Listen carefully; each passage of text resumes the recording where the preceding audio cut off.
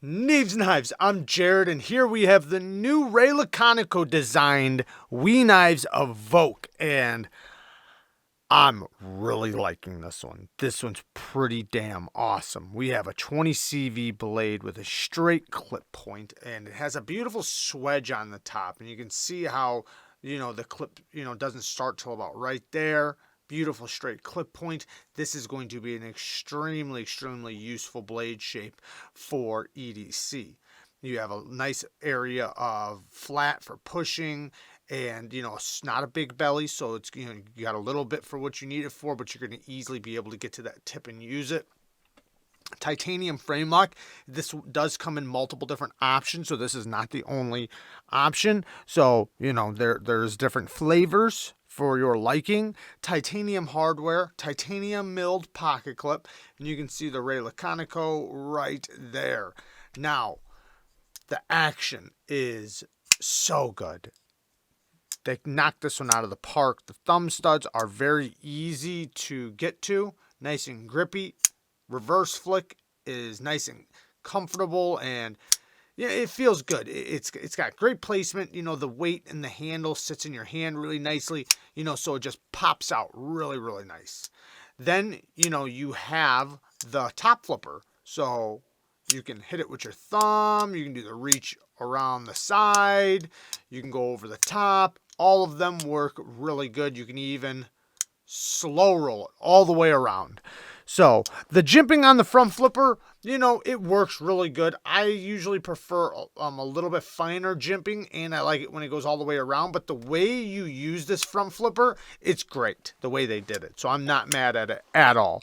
Even the slow roll is satisfying. It kind the snap. I love the way this thing sounds when it locks in place.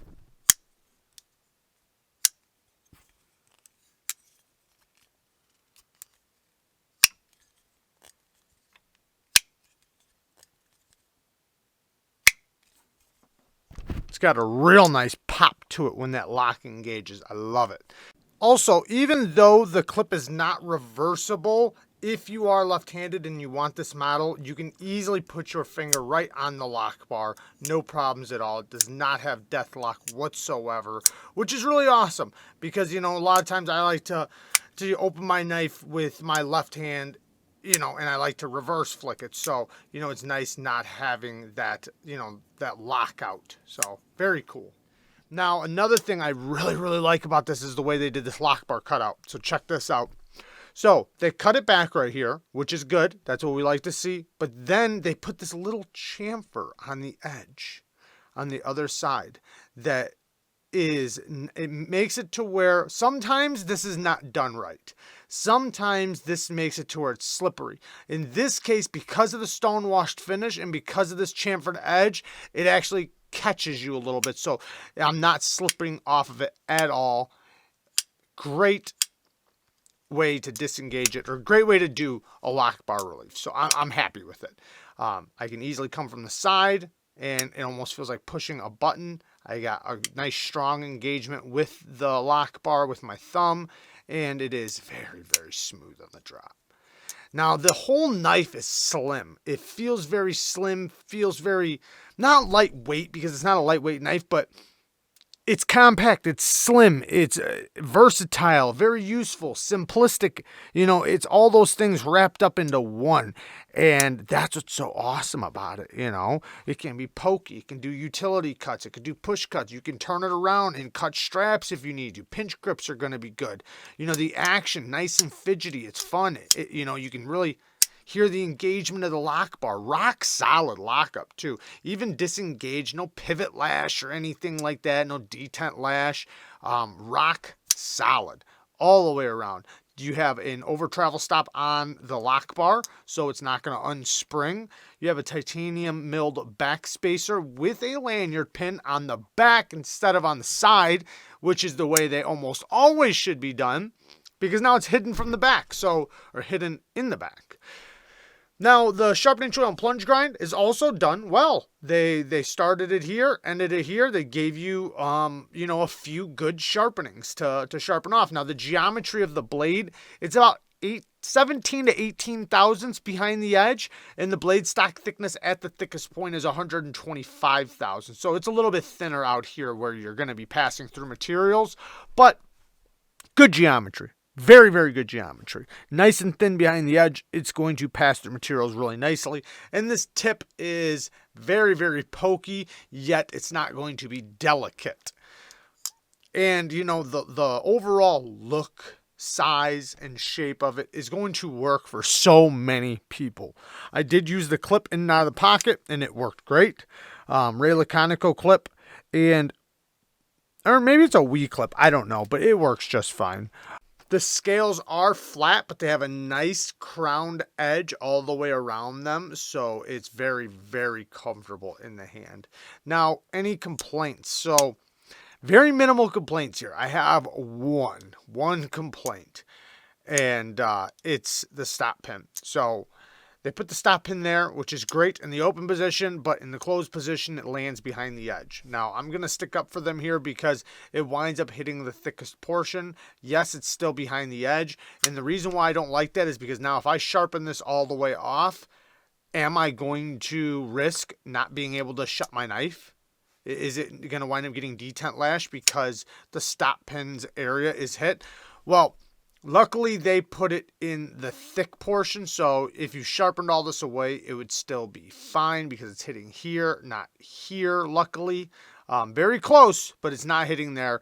Now, if I wanted to cut in my own choil, it's not possible. If I wanted to, I would have to make sure I do it in front of that line. So I would have to start here and end it over here and make sure I don't I don't mill that out or machine it out or whatever, Dremel it out.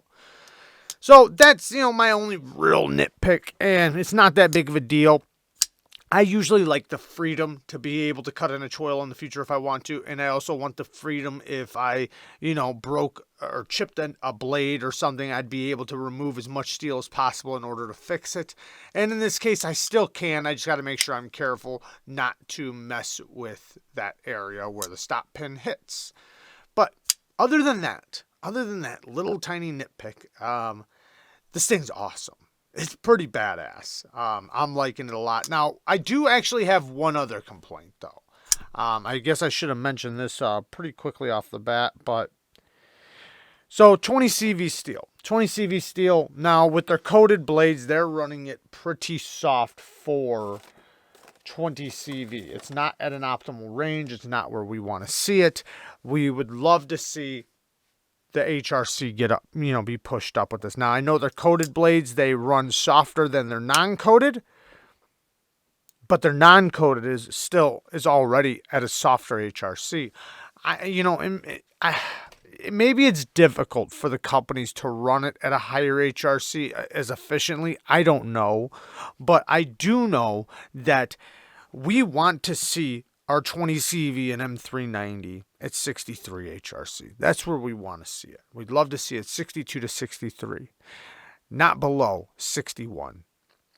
So I'm just throwing it out there because that is a nitpick that I have. I want to see them bump up their HRC. The cut tests are in. We've seen the cut tests. It's been proven.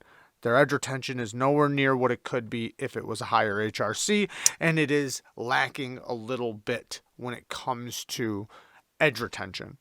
So, if that was bumped up a little bit, I guarantee we'd see a massive improvement, or at least, an improvement in edge retention. Now, does that mean these get bad edge retention? No, it's still 20 CV. It's still 20 CV. It's still, is good.